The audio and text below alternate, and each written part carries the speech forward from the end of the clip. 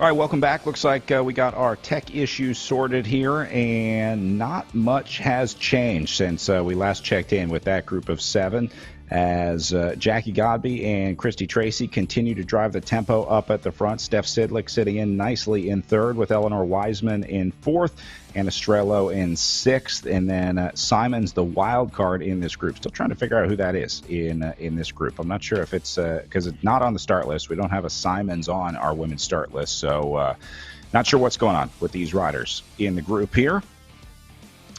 See if we can bring back Frankie and Todd. Frankie, let's start with you. Did you survive the blackout?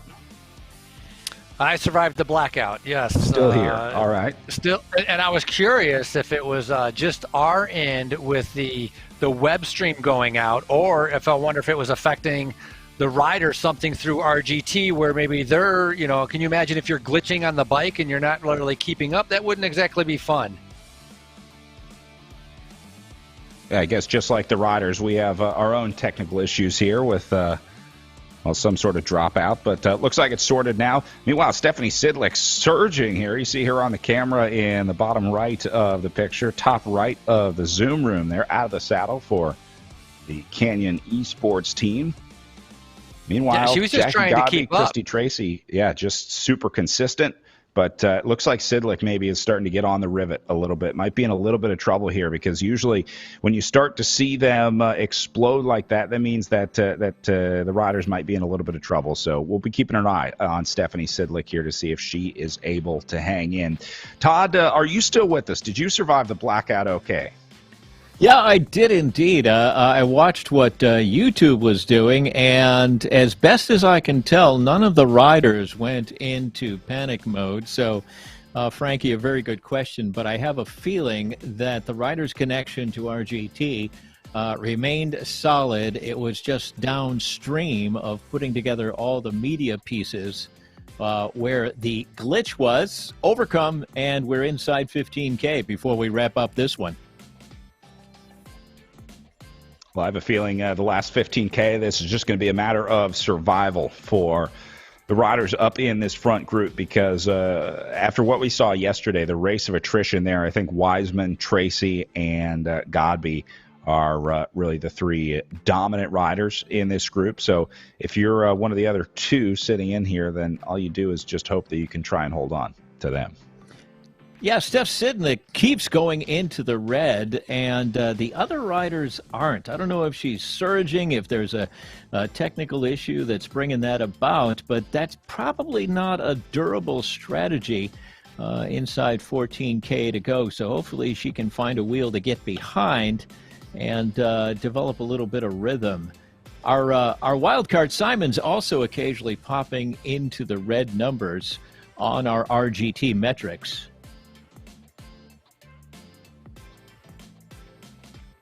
Yeah, not a good strategy for Sidlick going into the red like that. Eventually you're gonna run out of juice, and so she's gonna have to figure out a way to be able to pace herself a little bit better. Looks like she might have just come off the back, 100 meters off the back, as Sidlick now has been distanced. And so, yeah, maybe some tech issues, maybe not, and maybe not. I'm not really sure, as Godby continues to push the pace.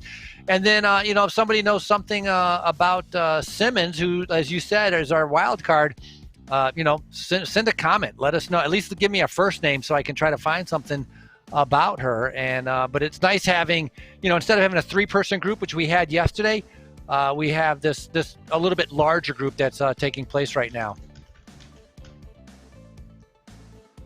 All right, so we are coming down to 7 laps to go now as the leaders go under the line. Sidlick, meanwhile, has come unglued off the back, so she is riding alone in 6th, but this is the Larson, Crone, Chafin group coming up behind her. Now, they're going to be a lap down. You see the leaderboard to the left shows them at 1.6K down. So Sidlick doesn't have to worry about being caught by this group. They're not going to go a lap up on her in the next 7 laps. So I think Sidlick, for her, it's really about what's up the road, because I'm not sure the nearest chaser is really going to be a threat for her. We saw the same problem with Sidlick yesterday on the the 9-corner course, Giro de Grafton. She was there for a while and then kind of blew up and came off the back. So right now she's losing ground. There's nothing she can really do about it. As we have a nice look here of 9, 10, 11, 12, Morgan Chaffin and Baker and Bonacisi. And a little bit further back, then we have another group. So these, 6 riders working very well together as we go back up to our leaders right now, with Weissman doing a good job of staying off the front. She's in Belgium right now, Weissman, where she's doing the ride from. But she also spends a lot of time in California because that is where she's getting her. She's actually in the process of getting her PhD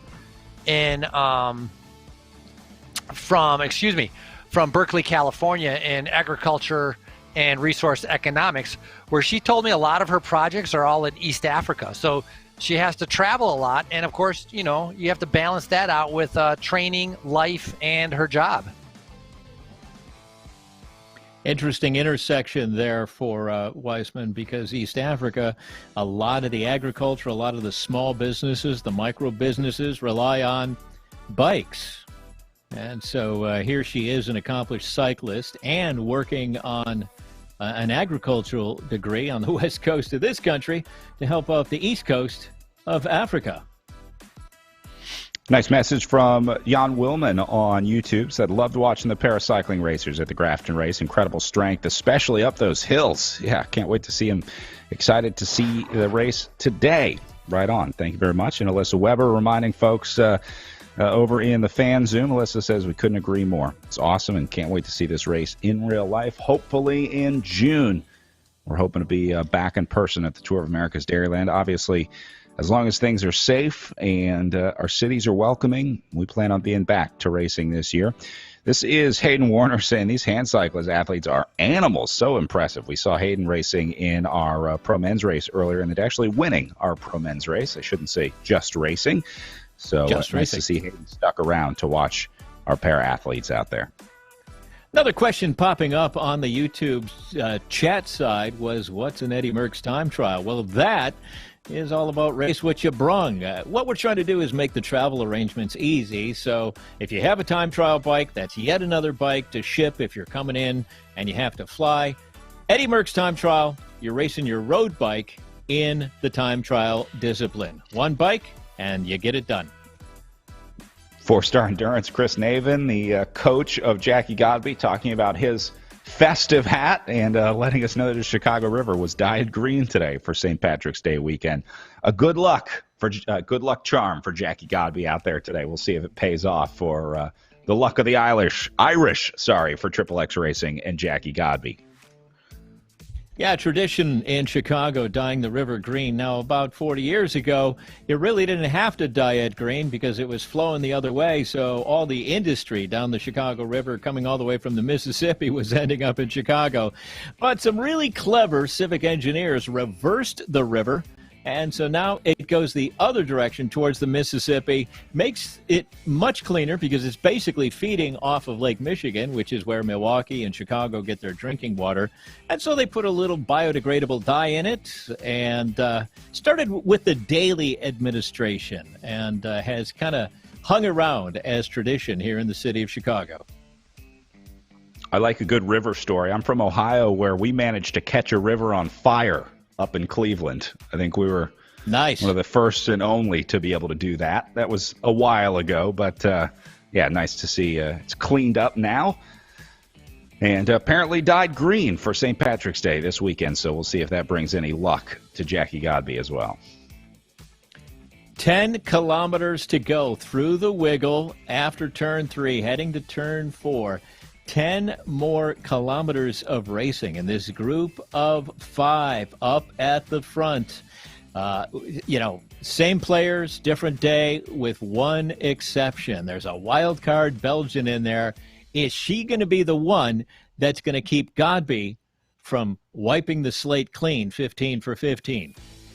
Certainly making the racing different out there today as a new player enters the arena here in the ERL. Guys, we've been talking about Shorewood, the incredible community, the incredible support for this race. Earlier in the year during the pandemic lockdown, we sent our very own Bill Koch out on the road to catch up with some of the communities that host the Tour of America's Dairyland, including a stop in Shorewood.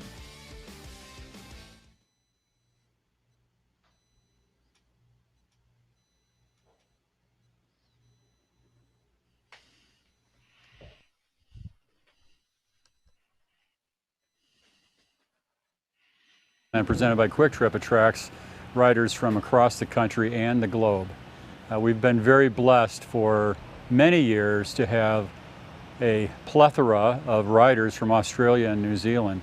And one woman in particular, Peta Mullins, came here many years ago on a whim after about to leave Tulsa Tough, said, hey, let's go up and do Tour of America's Dairyland. So she came up here unattached. She then ended up riding for one of the local bike shops here, Belgian Works up in Mequon, and ended up winning the Pro Women's Series that year. And our own Todd Bastide spoke with Peta last week.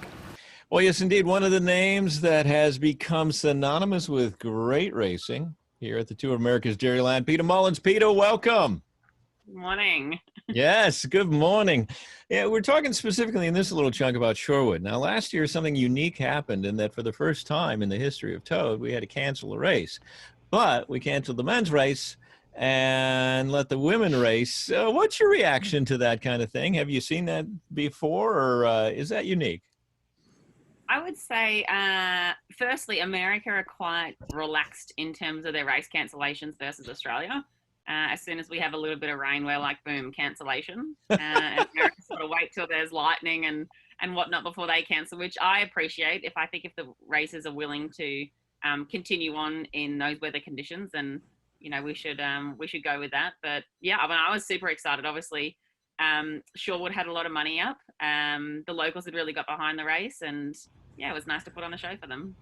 Yeah, and speaking of putting on a show, the Lowlands Lions Sprint was something that you attacked like a lion, if you will, last year. You had consistent results, winning just about every stage of that sprint competition. That was a lot of fun to watch that. Yeah, I think I was living at the time throughout that period with Harriet Owen. Yeah. And on the first day, we both decided to go for the overall. And then I caught a glimpse of that Lowlands jersey, and I thought, God, that looks cool. I thought, I want that on my shoulders. So she went for the overall, I went for the sprint jersey, and yeah. And she went for the overall in commanding fashion.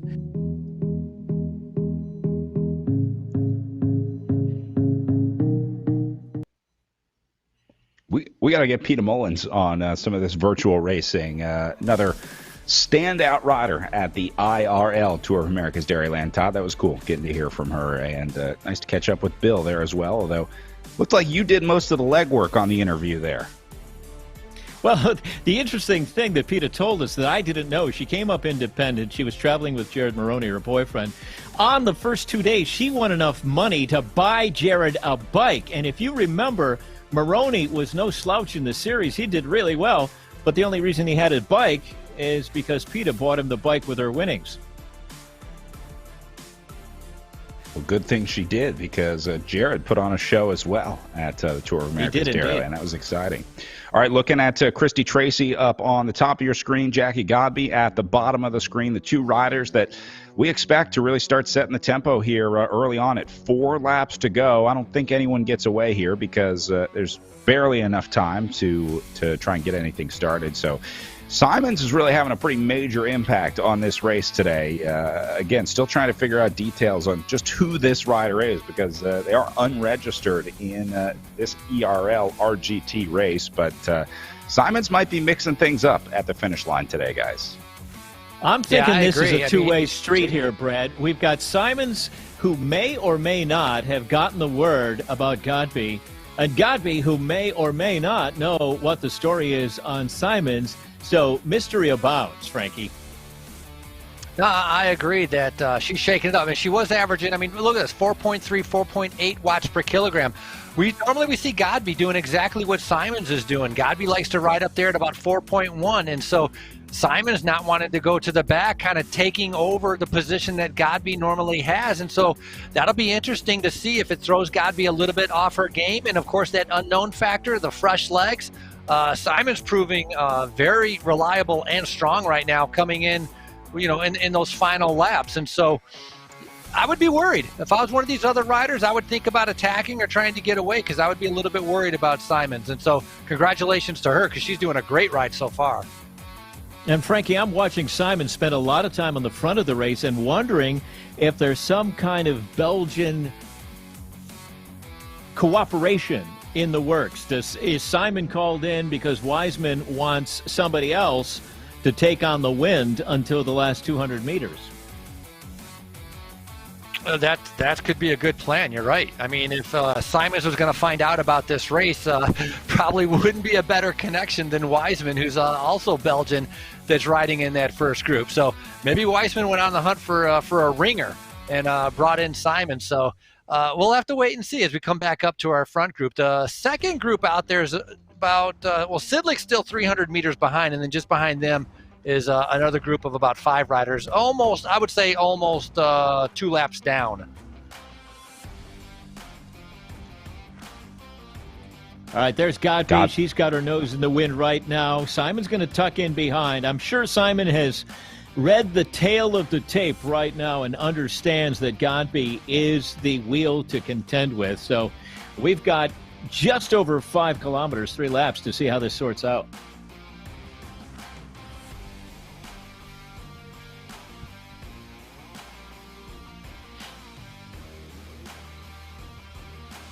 Looking back in our ERL results, I don't see Simons in any previous events. Meanwhile, looks like Wiseman might be going on the attack here. Just saw her shoot off the front into the red zone here. Look at Godby, Tracy responding here.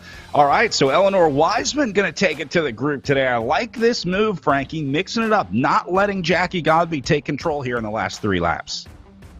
Yeah, nice job being aggressive, and that was a big attack. 7.37 watts per kilogram. Godby saying, "All right, if that's what you got, I'm going to try to come over the top of you."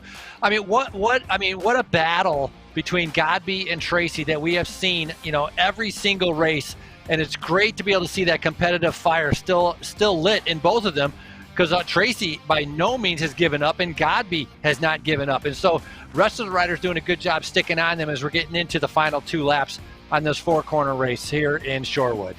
Looks like everyone Tour of survived America's Dairyland attack. Yeah, Tour of America's Dairyland presented by Quick Trip, and here we are with an international battle. We've got a Triple X rider and a couple Belgians going at it virtually right here in anticipation of June in real life, but great racing during the month of March.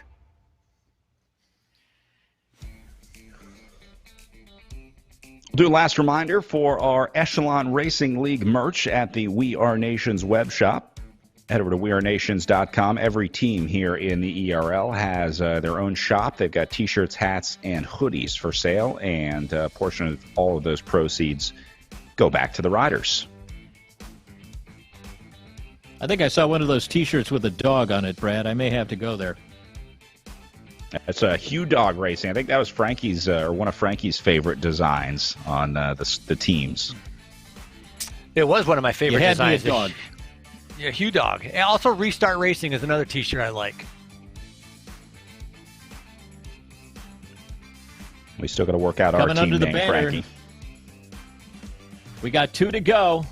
Bill Koch standing by 1 lap from now. He is going to demonstrate his 1 lap to go Bell artistry.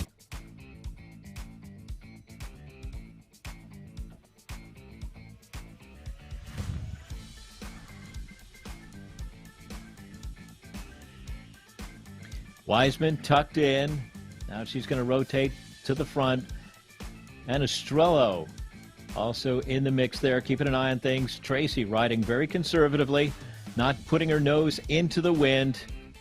Simons and Godby predominantly spending the most time out in the front of this field. They're going to come up on some lapped riders just past this corner. Todd, in general, coming out of the final turn, how far is it to the finish line, give or take? It's a good chunk. It's, I'd say it's 600 meters. So it's a sprint where you need to be a little bit patient. Absolutely.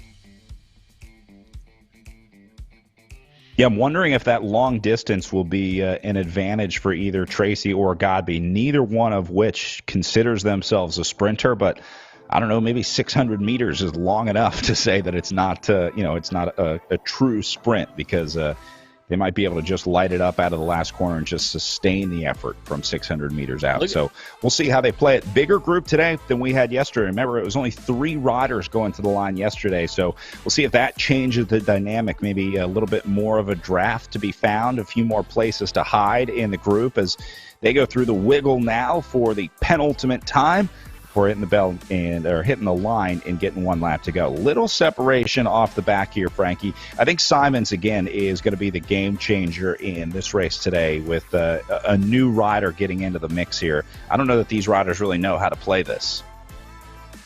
Yeah, it's a new dimension. I mean, Jackie Godby's like, all right, who is this? Well, how is she going to ride this? She has no idea how she's going to attack the sprint. We saw yesterday, Christy Tracy went long. Tried to be able to hold off Godby and ended up getting past. She ended up 3rd on the day while Godby took the win. And so they're well aware of this as we're coming up right now with 1 lap to go. All right, let's get that bell ready. Let's get the bell and the bill ready as we bring in Bill Koch. Going with all 3 bells today. He's got the black and white cow print, the red Tour of America's Dairyland bell, and it looks like the golden cowbell as well. Right on. Thank you very much, Bill. That's next level stuff from Bill Koch right there. Next level stuff.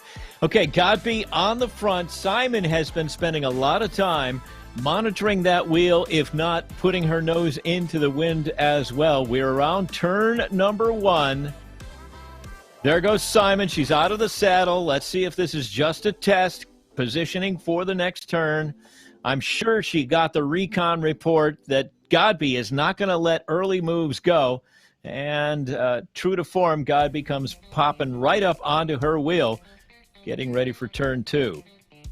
Yeah, a little bit of a rare sight, though, seeing Godby get out of the saddle like that. She doesn't usually get out of the saddle very often. I mean, obviously for the final sprint, but, you know, if she's doing it beforehand, you're going to see some red numbers, and that's exactly what she had to do to respond to Simons. And Simons going again in the red. And so we talked about going from a long ways out with a long sprint. This is a long ways out as Simons is just pushing the pace, and everybody's trying to be able to get onto her wheel to be able to save some energy in the draft. Still got a kilometer to go before they hit the line here, so this is a long way out to be setting tempo on the front or punching a hole in the wind for the other riders. You see Godby into the blue power zone here, so they're taking it easy. You can see it on camera, too. She's taking the time to wipe the sweat off of her brow. Christy Tracy looking nice and comfortable up on top as they come into 800 meters now, and looks like Strello going to look for a little better position. Now, again, the riders can't steer around here, but they can position themselves up towards the front. You want to be near the front, but let's say not at the front. So there we go, through the chicane, coming up to the final turn, and that'll take us into 600 meters to go. And if you're comfortable, optimal you just want to be able to Simon on the inside. If you're comfortable, you just want to put it at about 4 watts per kilogram. And if you can just ride and come into the turn, it doesn't matter if the logarithm or the physics is going to slow you down. Just keep pedaling until you come out of the turn to keep yourself in a good position. And it's that battle that's taking place right now, coming into those final 100, 200 meters. All right, here's the sprint to the line. Godby gets there. Wiseman surging now. Is it too early, though? Simon's still in the mix. Wiseman and Simon's going to go wheel to wheel. Now Jackie Godby slips through the 2 of them. Simon's back down to 3rd, surging up ahead of Wiseman. Godby going to hold on for the win. And it looks like Simons will take 2nd with Eleanor Wiseman taking 3rd on the day. Christy Tracy ends up 4th. And Estrello in 5th place out of that final group of 5. So even with a new player in the group here, Frankie, Jackie Godby still gets the sprint right on the way to the line. Once you're fit, you're fit. Once you're strong, you're strong. We look at Christy Tracy. She is breathing hard, trying to recover. Look at Jackie Godby also. Maybe the surprise player in there, Simons, really pushed Godby probably a little bit harder than maybe what she thought for in her criterium. And this is day number 3 of Tour of America's Dairyland. And so tomorrow we're going to have a little bit more tired legs and maybe a change of outcome. But Godby just proving that world-class champion, really. Back to 7, 8, 9, 10, and 11 with Stephanie Sidlick in here as well. Now, Sidlick is a lap up on these riders. So Sidlick is going to finish when she comes through in 6th for the Canyon Esports team. And then the other riders in this group will still have another lap to go. I think Sidlick and maybe Chafin might be on the lead lap here. So Chafin has one more to go. Yeah. Yep. Okay. So Chafin going to head out for the last lap with this group that she's with right now. And that'll sort out our top 10. We'll wait for them to get in and then try and grab a word with Jackie Godby and see what these stage results.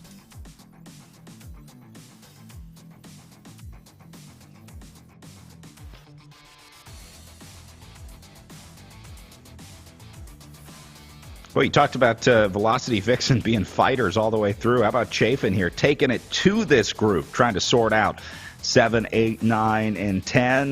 Todd, the Velocity Vixen team, for me, gets the ride of the weekend. I mean, they've been incredible these last 3 days.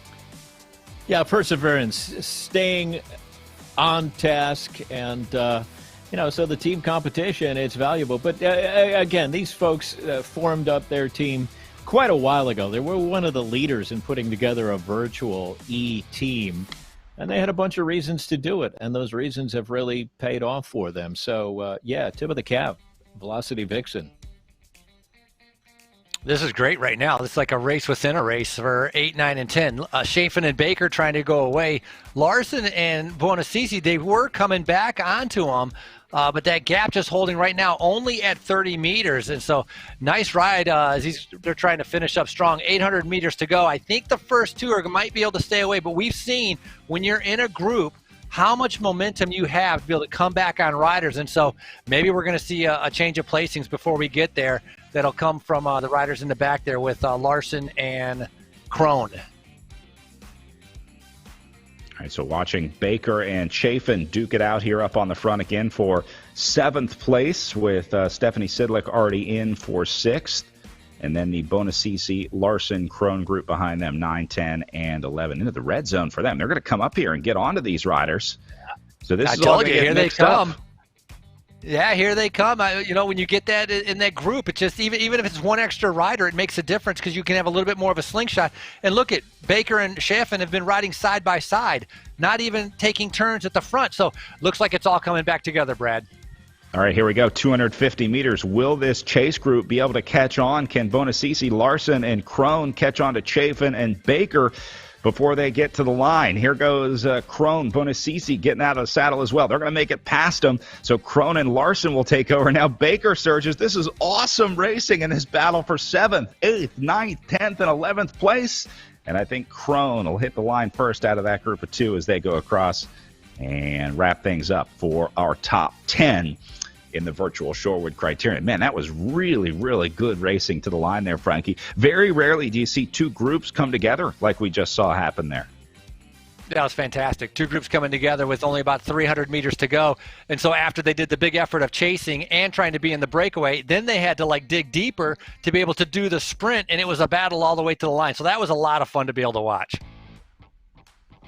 And I think we've got Velocity Vixen 4 times in the top 10. So from a team standpoint, that's going to feel good.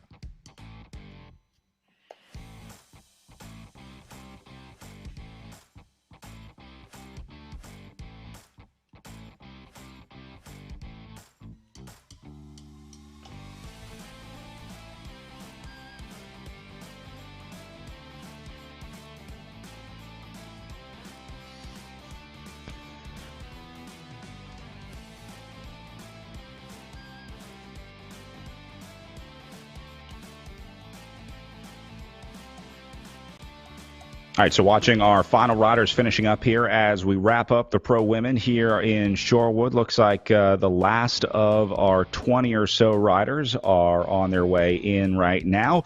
Let's see if we can go over to our Zoom room now and try and grab a word with our women's race winner, Jackie Godby. Hello. Jackie, congratulations. Another win out there. It seems that every one of these victories is different. Every day that you win here on the ERL is like a different way. It plays out differently. So a big group to the line today. Yeah. New faces every day, new courses. I think, like I said yesterday, that's really the fun of it, is knowing that every race is going to be different. You got to change your strategy based on the course, based on who's with you. because if you don't learn, if you don't change, if you don't evolve, you're going to get left behind. So really, really enjoying that aspect. Talking about this course today, we thought that it looked like it was maybe a little more wide open, a little more power friendly, less technical than maybe yesterday or Thursday's course. Did it feel that way for you, or was that a different read for you? So it was a little both. Watching the men's race, we saw that kind of triple turn was very, very tricky, and people on the back of the pack got spit out. I don't think we saw that play out as much in the women's race because, we had that very, very tight lead group. So there wasn't room for, like 15th, 16th place to get spat out the back. But I think at least in the beginning of the race, there was a lot of focus on that, making sure you got into the front of the turn. We saw a lot of acceleration into that. And then you're right, once we got down to that smaller group, it became much more sustained power focus. How are you hanging in after your third day of criterium racing in a row here? It's different than endurance racing, isn't it? I mean, these short hour-long efforts day after day, a lot different than maybe doing a triathlon, a marathon, or even training for those. Oh, yeah, absolutely. Very, very different, and number one, I don't have to travel anywhere. So, I don't have to travel in like a day of feeling car sick, sleeping in a hotel, eating road food. And you really don't think about these things. And that's one of the things I think is great about virtual racing is, I get to bring my best every day instead of being like, oh, well, all we could find last night was this fried food. So I'm feeling a little sick to my stomach and maybe we'll race at 80% today. No place like home, and you have one of the most recognizable pain caves in the Echelon Racing League. I feel like I live there. We've seen your living room so much; it's like we're there. So, Jackie, Thanks for everything you've done this season in the ERL. It's been awesome having you at the front of these races. Thank you guys for putting together such a great race league. It has been fantastic and a lot of fun. All right, one more to go tomorrow. We'll see.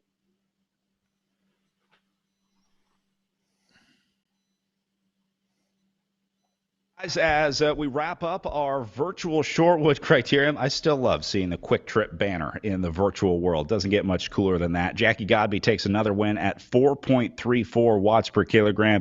We did take our mystery rider out of the results without being able to verify the name or power verification for that rider. It's just not fair to put them into the results. So Eleanor Wiseman going to take second place, Christy Tracy into third, and Estrella will take fourth with Stephanie Sidlick in fifth. And then that great battle behind them. We saw Darlene Crone in for sixth. Angie Bonassisi sprinted to seventh. Dylan Baker in for eighth. And then Morgan Chafin in ninth and Holly Larson in 10th. Frankie, let's start with you. Last thoughts for today. It was a chaotic one out there, but I think that sprint for 6th, 7th, 8th place might have been one of the best battles that we've seen in the ERL. Yeah, that was kind of fun seeing that second group sprinted out. I mean, Jackie Godby, now she's at 15 race wins. She's gotten a phenomenal sprint. And so when it comes down to the end, it's kind of expected. But that second group, we didn't know what was going to happen, if they were going to be able to bring back those other sprinters. And so that was a lot of fun to win. But for Eleanor Weissman and Christy Tracy, they're picking up big points, and so they're moving up in that overall rankings for the, there's only one more day left, and so this is a big bonus for them. And so tomorrow, it'll be interesting to see where our totals are leading into the last day and what's going to happen with the overall for the Echelon Racing League Series. Yeah, Todd, we are headed to the Great Downer Avenue course tomorrow, one of my favorite in real life races of the year. It's an awesome atmosphere, but a really unique course as well, a triangle course tomorrow. So it's going to be really technical when we hit Downer tomorrow. It's going to be technical, and as has been the case throughout the series here at Tour of America's Dairyland, virtually on RGT, stories are going to be written. 8th place today, Dylan Baker, a junior out of London, Ontario, sneaking in there and being part of that great second sprint. So yet another of the stories. And yes, the iconic and historic Downer Avenue race, it's going to be great. It's going to be great to do it in real life, too. But we're going to get a taste of that tomorrow. Looking forward to it. All right, that's going to do it for us today from the virtual Shorewood Criterium. Join us for Downer Avenue tomorrow, 11 a.m. Eastern, the start time there on RGT, part of the Echelon Racing League. We'll see you there.